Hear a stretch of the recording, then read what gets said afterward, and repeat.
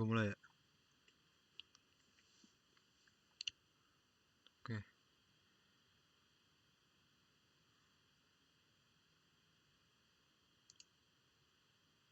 gue udah record.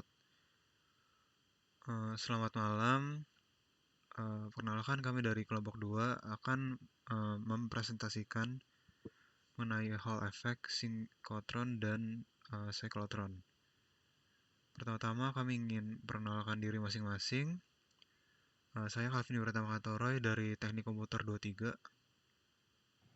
Saya Ignatius Cahyo Widiasto dari Teknik Elektro 23. Nama saya Bonifacius Adipati Hendrianto dari Teknik Komputer 2023. Saya Rania Mary Mutmaina dari Teknik Elektro 2023. Dan nama saya Alshandra Aurela Walangadi dari Teknik Elektro 2023. Perkenalan kembali, saya Calvin Yuratama Katoroy dari Teknik Komputer 2023. Pertama, saya dan rekan saya Cahyo akan menjelaskan mengenai Hall effect. Definisi. Pada intinya, Hall effect merupakan merupakan fenomena fisika yang pertama kali diamati oleh Edwin Hall pada tahun 1879. Intinya pada efek Hall itu uh, adalah gejala di mana pada kedua sisi plat logam tipis yang ditempatkan dalam medan magnet. Lalu di antara itu akan menimbulkan beda potensial yang namanya adalah potensial Hall. Sebuah perbedaan potensial yang dapat diukur menggunakan voltmeter. Lalu melalui pengamatan perbedaan potensial ini, kita dapat menentukan tanda muatan membawa listrik, yang dalam hal ini adalah elektron yang bermuatan negatif. Ketidakseimbangan muatan ini menyebabkan muatan positif dan negatif terpisah, menciptakan medan listrik yang menentang gaya magnetik pada elektron. Sebagai hasilnya terbentuklah keseimbangan di mana gaya listrik pada setiap elektron seimbang dengan gaya magnetiknya. Selain itu ada koefisien Hall yang didefinisikan sebagai rasio medan listrik yang diinduksi terhadap hasil kali kepadatan arus dan medan magnet yang diterapkan. Nah, koefisien ini bergantung pada jenis, jumlah, dan properti bawa muatan dalam konduktornya. Dengan pemahaman terhadap Hall effect dan koefisien Hall, nantinya kita dapat menyelidiki sifat-sifat konduktor, termasuk menentukan tanda muatan dan mengukur kepadatan muatan bawa listrik dalam suatu material. Sekarang saya akan melanjutkan mengenai cara kerja dari efek Hall itu sendiri. Perkenalkan kembali, saya Ignatius Cahyo dari Teknik Elektro 2023. Secara intinya, efek Hall itu memanfaatkan interaksi dari 3 aspek, yakni arus listrik yang mengalir melalui konduktornya, muatan sebagai pembawa arus, dan medan magnet eksternal. Dari 3 ini, elektron-elektron pembawa muatan yang biasanya bergerak melalui konduktor tersebut secara dalam garis lurus akan bergeser dan melewati tepi dari konduktor tersebut. Mengapa hal ini terjadi? Karena elektron-elektron tersebut mengalami suatu gaya tarik yang disebabkan oleh gaya magnet, medan magnet tersebut. Gaya tarik ini sebenarnya gaya Lorentz yang mendorong elektron tersebut ke pinggir konduktor sehingga secara efeknya mendorong muatan positifnya ke tepi konduktor yang bagian satu lagi. Turun lagi. Dari efek Hall ini, jika melalui perhitungan bisa didapatkan 2 aspek, yaitu kepadatan dari muatan dan jumlah pembawa muatan per unit dari volume konduktor. Untuk pengaplikasian dari efek Hall ini sendiri adalah bisa digunakan dalam sebuah sensor efek Hall, di mana biasanya digunakan untuk mengecek apakah suatu signal dari komponen elektronik bekerja dengan baik atau tidak. Dan jika suatu voltase dari suatu sirkuit bisa berjalan dalam parameter voltase yang ditentukan. Lanjut. Perkenalkan kembali, saya Calvin Yuratama Katoroy dari Teknik Komputer 2023. Selanjutnya adalah sejarah. Sejarah atau latar belakang penemuan Hall effect ini dapat ditelusuri pada tahun 1879 ketika Edwin Hall seorang mahasiswa dari Johns Hopkins University berhasil mengamati fenomena ini. Pada saat itu, penelitian dalam bidang elektromagnetisme sedang berkembang pesat, terutama setelah penemuan hukum-hukum dasar yang diungkapkan oleh ilmuwan seperti Faraday dan James Maxwell.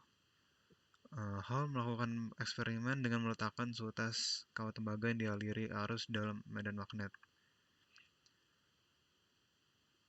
Saat medan magnet diterapkan tegak lurus terhadap arah arus listrik, Hall mencatat bahwa ada perbedaan potensial yang muncul pada sisi-sisi kawat tersebut. Perbedaan potensial ini yang menjadi dasar bagi Hall effect. Hal ini tidak hanya memberikan wawasan baru tentang interaksi antara muatan listrik dan medan magnet, tetapi juga memberikan alat untuk menentukan apakah pembawa muatan dalam konduktor bermuatan positif atau negatif. Dengan demikian, Hall effect ini bukan hanya merupakan tonggak penting dalam pemahaman elektromagnetisme, tetapi juga membuka jalan bagi aplikasi praktis sebagai pengukuran densitas pembawa muatan dalam bahan konduktif. Keberhasilan Hall dalam mengidentifikasi efek ini membuktikan relevansinya dalam mengembangkan fondasi ilmiah elektromagnetisme pada masanya. Lalu dari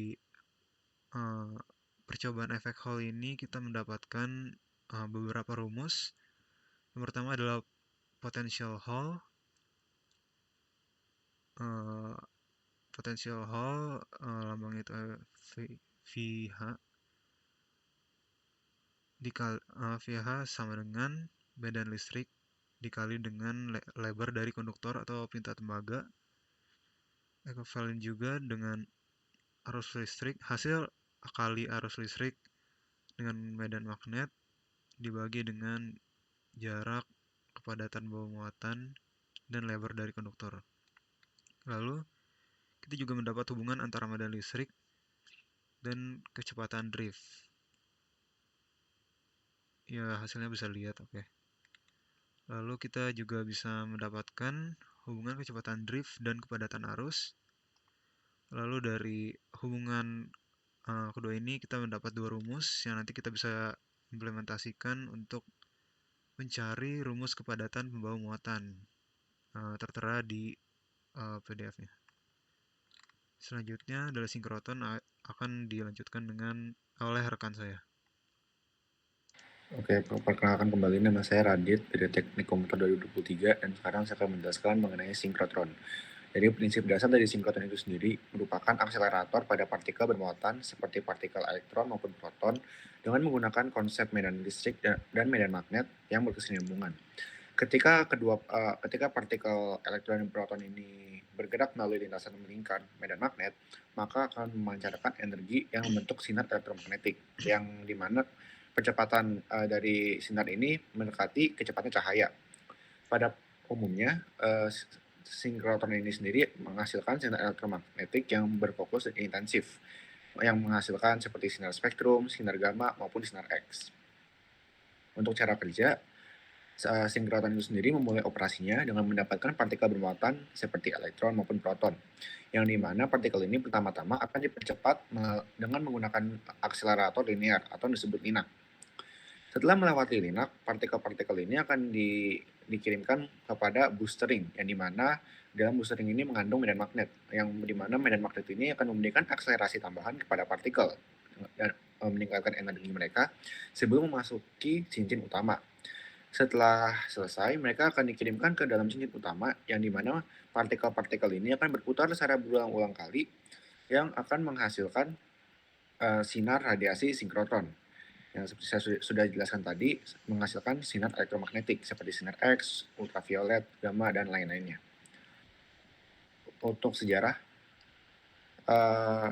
sinkrotron ini sendiri ditemukan pada tahun 1945 oleh Edwin Macmillan dan Vladimir Wechsler. Dan setahun kemudian, pada tahun 1946, sinkrotron ditemukan oleh Maurice A. de Broglie di Prancis. Selanjutnya, pada awal tahun 50 sampai akhir 60, terdapat penelitian dan pengembangan intensif yang dilakukan oleh peneliti di Lab Lawrence Berkeley di Amerika Serikat. Untuk rumus itu sendiri, rumus dari sinkrotron ada frekuensi Larmor atau F, radius Larmor atau R, energi kinetik atau EK, energi total atau energi total, dan frekuensi sudut yaitu radian W. Seperti yang bisa dilihat rumusnya sebagai berikut. Untuk cyclotron dijelaskan oleh rekan saya.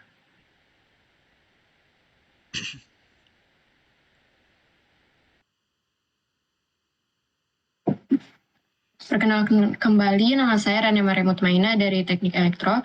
Di sini saya akan menjelaskan tentang cyclotron. Secara definisi, cyclotron adalah jenis akselerator partikel yang secara repetitif menggerakkan pancaran partikel bermuatan proton dengan gerakan melingkar.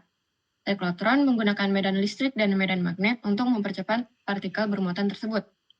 Adanya interaksi antara pancaran proton dan isotop stabil maka akan menimbulkan reaksi nuklir, sehingga membuat isotop stabil tadi menjadi isotop radioaktif. Untuk pengaplikasiannya, siklotron dapat digunakan dalam berbagai bidang, contohnya untuk penelitian fisika seperti produksi radioisotop, analisis material, dan studi fisika nuklir. Selain itu, bisa juga dalam bidang medis yang digunakan untuk melepaskan proton pada tubuh sehingga bisa membunuh tumor. Selanjutnya, Alsha. Perkenalkan kembali, Alshandra Aurelia Walangadi dari Teknik Elektro 2003. Saya akan menjelaskan cara kerja dari cyclotron. Jadi pertama adalah sumber partikel atau partikel bermuatan seperti contoh proton atau ion, ini disuntikan ke dalam pusat magnet silindris yang besar dan berongga. Nah, pada cyclotron ini tuh terdapat medan magnet atau magnetic field yang menyebabkan partikel bermuatan ini bergerak dalam bentuk lingkaran. Selain itu juga ada medan listrik yang secara bergantian menarik dan menolak partikel saat ia berputar keluar. Nah, ketika partikel bermuatan tersebut bergerak dalam bentuk lingkaran, medan listrik ini akan mempercepat mereka setiap mereka melewati celah DS seperti terlihat pada gambar. Nah, DS ini adalah elektroda yang berbentuk D. Nah, partikel-partikel tersebut berputar ke arah luar dalam lintasan yang lebar. Karena kombinasi dari medan magnet dan medan listrik tersebut, mereka akan memperoleh energi setiap putarannya. Ketika partikel ini sudah mencapai energi yang cukup, maka partikel tersebut akan diekstraksi dari cyclotron dan diarahkan ke target untuk berbagai tujuan seperti aplikasi medis dan lain-lainnya. Selanjutnya akan dijelaskan kembali oleh rekan saya. Kenalkan kembali, Rania Maria Mutmaina dari Teknik Elektro. Saya akan menjelaskan mengenai sejarah cyclotron. Cyclotron pertama kali ditemukan oleh fisikawan Ernest O. Lawrence pada tahun 1929 di Universitas California, Berkeley.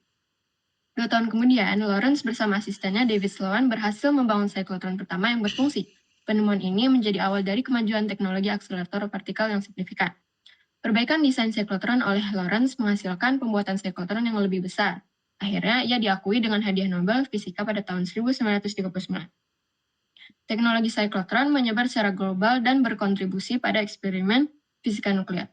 Selanjutnya, setelah Perang Dunia yang Kedua, teknologi cyclotron terus berkembang menghasilkan akselerator yang lebih besar dan lebih kuat. Dampak pengembangan cyclotron oleh Lawrence juga meluas ke bidang medis, di mana cyclotron digunakan untuk menghasilkan radioisotop untuk pemindaian dan diagnostik PET atau positron emission tomography. Perkenalkan kembali, Alshandra Aurelia Walangadi dari Teknik Elektro. Untuk rumus dari cyclotron, kita ada rumus dasar cyclotron seperti pada persamaan di atas. Nah, persamaan ini adalah cyclotron formula. Dari persamaan tersebut kita dapat memperoleh nilai V, dan juga dari nilai ini kita bisa mencari besar energi kinetik partikel tersebut dengan rumus 1/2 mv². Nah, karena cyclotron ini merupakan moving charge yang bergerak secara sirkular, kita juga bisa mencari frekuensi dan periodenya.